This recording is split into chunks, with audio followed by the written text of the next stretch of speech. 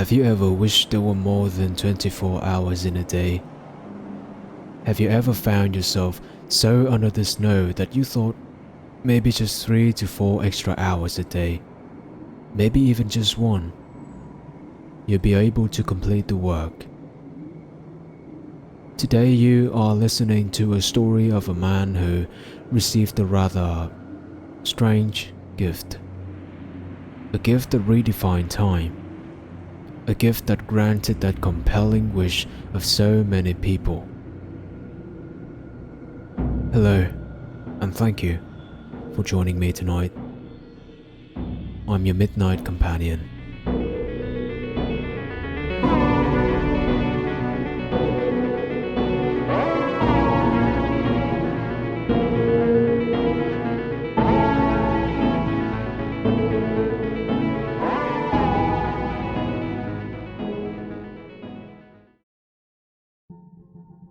I own a magic clock that gives me 2 extra hours per day.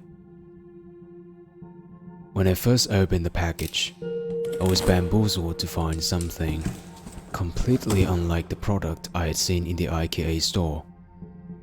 A clock with the number 13, unwillingly wedged between 12 and 1. As I would soon learn, however, it was exactly as intended. After overcoming the initial annoyance, I hung the inaccurate clock on the wall, much to the amusement of my girlfriend, Raya. We had a good laugh about it after work. Later, we found ourselves slumped on the sofa, binge-watching episodes of The Office way past midnight. Every few minutes, I'd glance at the IKEA clock and chuckle to myself. I was bemused at the 13 number crammed uneasily and unevenly around the outer perimeter. Silly sardines in a tin can. There was nothing silly about what happened when the clock struck 13. In a moment of harrowing horror, Raya vanished, and then the lights in my house followed suit, as did the lights of every house outside my window in a rapid succession. I sprinted from room to room in a frenzy, calling for Raya, but there was no answer. After 10 minutes of fruitless searching, I ran into the street.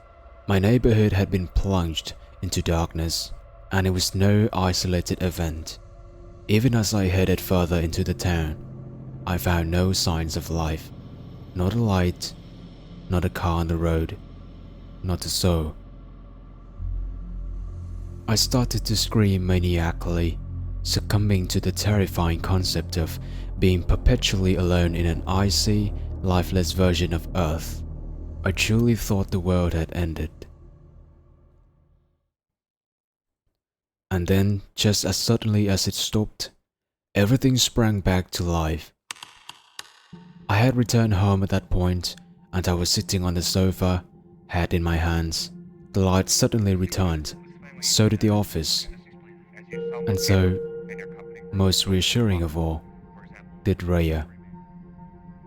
The horrifying hour in an apocalyptic world suddenly made sense. Time had frozen. Raya teased me. "What's up with you? Is Michael Scott making you cry?" I frantically searched for an explanation, overwhelmed with relief at my girlfriend's sudden reappearance. I just have a headache. I'm gonna head to bed." I prayed for it to be an isolated incident, but no such luck. At work, the horror repeated itself. I gained an hour of time in an empty world. The analog office clock froze in the number 1. Back home, my IKEA clock would be ticking past 13, which was the only thing, other than me, with motion in that dimension. Trapped with my thoughts in that Hux-governed office, I eyed the deserted city from a high-rise window. And that was when I recalled my conversation with Raya the day before. "I love the clock, but on a serious note, "You've asked for a replacement, right?" she asked. "Why? I've always wanted extra hours in a day." I laughed. Extra hours in a day. That sparked something in my mind. I remember the employee I had met in IKEA on my lunch break a few weeks prior, Jacob. I asked him, "How does your delivery service work?" Jacob said something along the line of, no room in the car for everything you want." "It's not that. I have no time," I replied. He nodded and smiled. "I used to be like you, but I found a way to make time." I always hated that phrase. Making time. What an impossibility.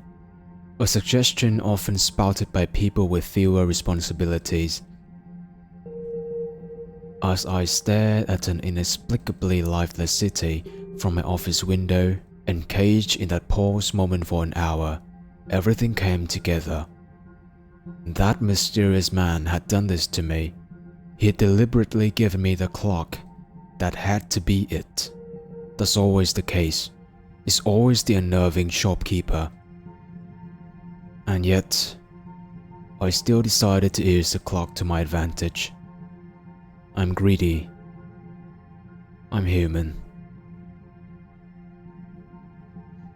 The soundless, motionless world I entered during those 2 extra daily hours never ceased to horrify me, but I saw that fear as the price for such an amazing gift, a gift that afforded time to finish work, exercise, read, and so on.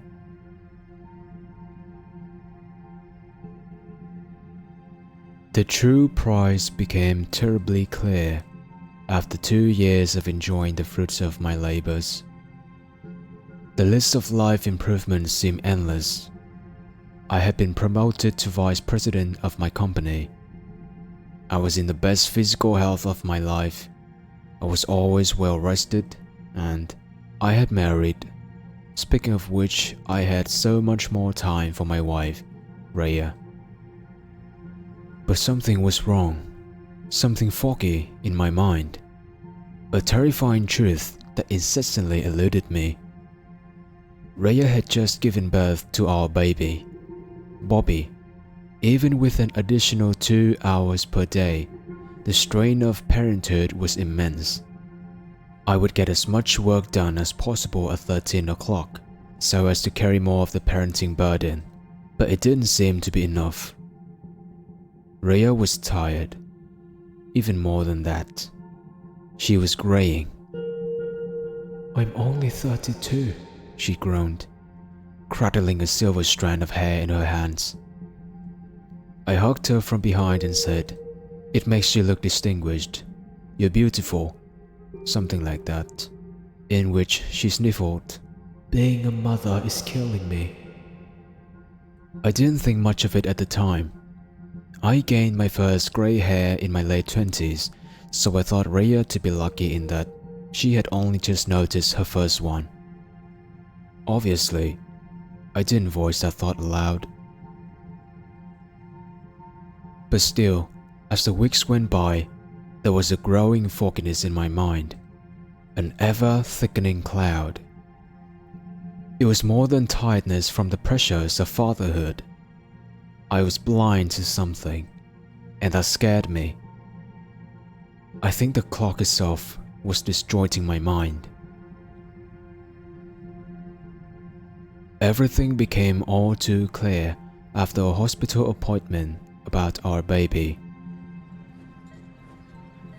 Dr. Hill frowned and asked us, "Bobby is 3 months old, right?" Rhea replied, rubbing the bags beneath her eyes, "Yes." "I'm sorry, he's just so big, yeah. Why is he growing so fast, Dr. Hill?" The doctor was just as bewildered as us, and that filled me with a haunting feeling, something I had been overlooking for weeks on end. Bobby and Rhea, they were both aging far too quickly. Terror consumed me. All at once, in a roaring, relentless wave of emotion, I finally noticed my wife's wrinkles, her numerous strands of grey hair. She had aged about 20 years. And Bobby, 3-month-old Bobby, he looked like a fully grown toddler. Was the clock stealing time from them? We initially thought it could be progeria, Dr. Hill said. But the test came back negative, so truthfully we have absolutely no idea why Bobby is aging so rapidly. In your case, Rhea, I'd say stress has affected your body.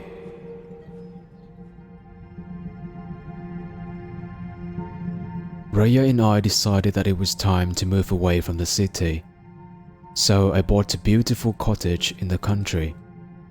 I planned to work remotely, as did she.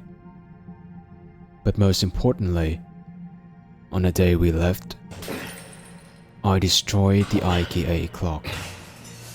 No more playing with time.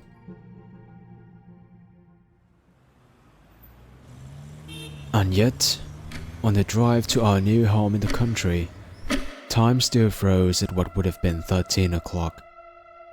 My wife and baby vanished from the car, and the vehicle immediately halted. Every other car on the road froze too, littering the tarmac with ghostly hooks of metal.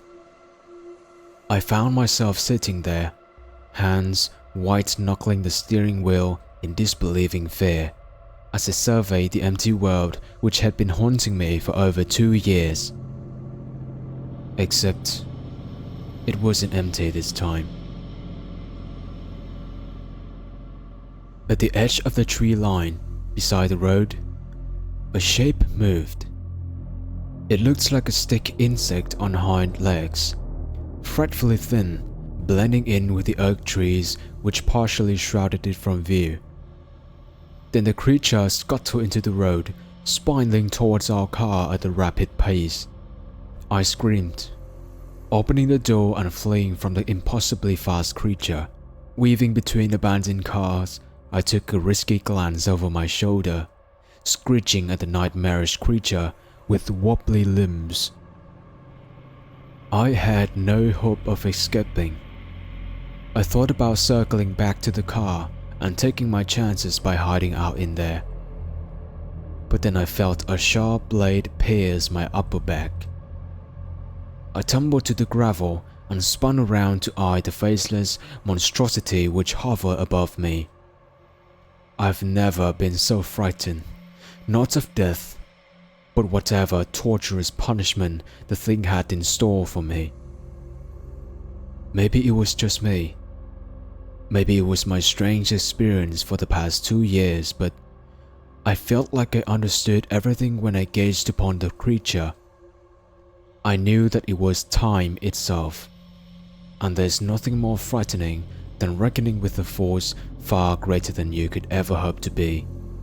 A horrifying force that views you as a bug.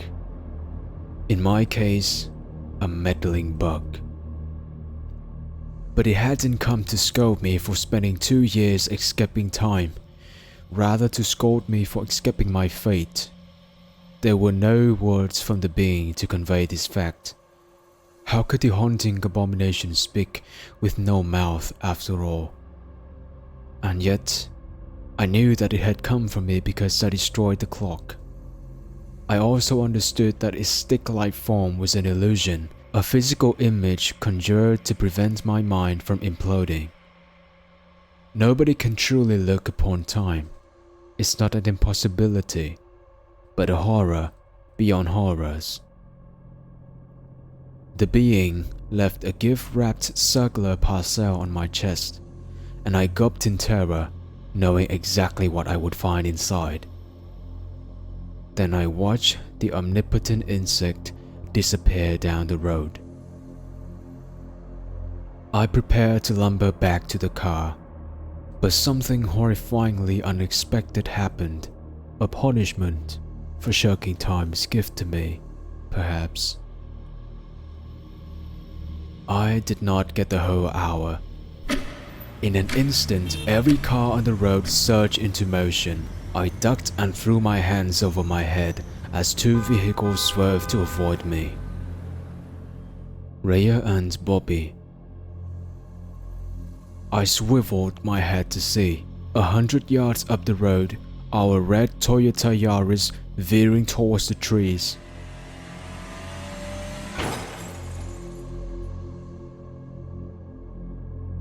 Memories of that day are hazy. I try so hard to forget it. My beautiful wife, grey-haired and aged beyond comprehension, lay lifeless on a stretcher. The paramedic pronounced her dead at the scene. It was a horror that years later never leaves me. Bobby made it to the hospital and survived, thankfully. A 6-month-old boy, roughly 6 years of age in the eyes of the staff. For the years that followed, out of spite, I stopped utilizing the 2 extra hours. I watched my son grow at a horribly phenomenal rate.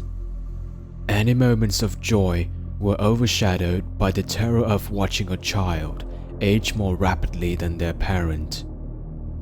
I was haunted by what was to come. He swiftly overtook me, and 5 years later, my worst nightmare came to fruition.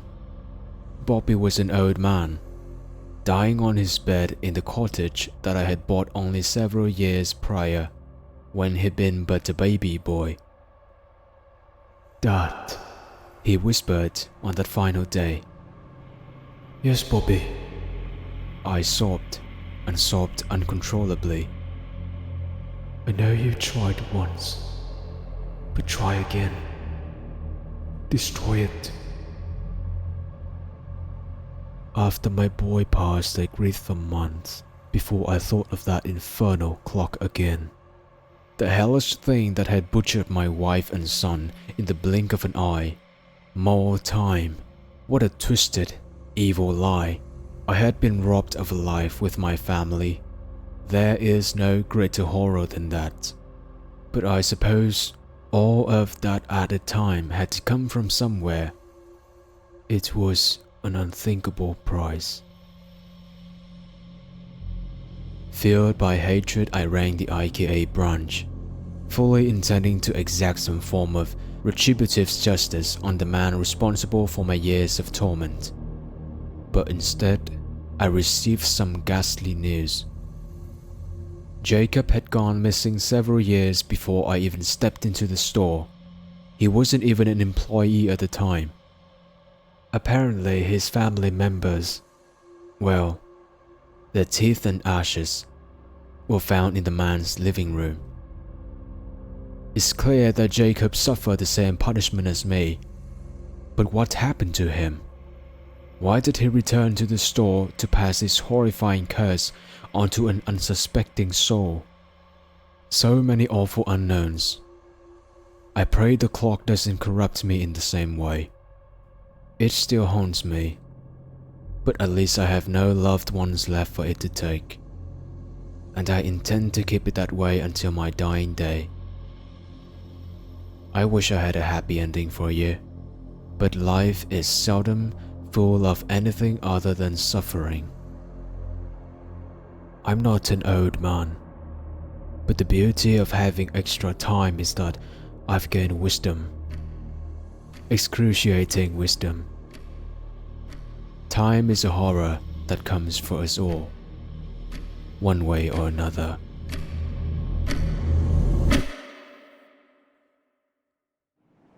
Thank you for spending that past couple of minutes with me. I hope you liked the story.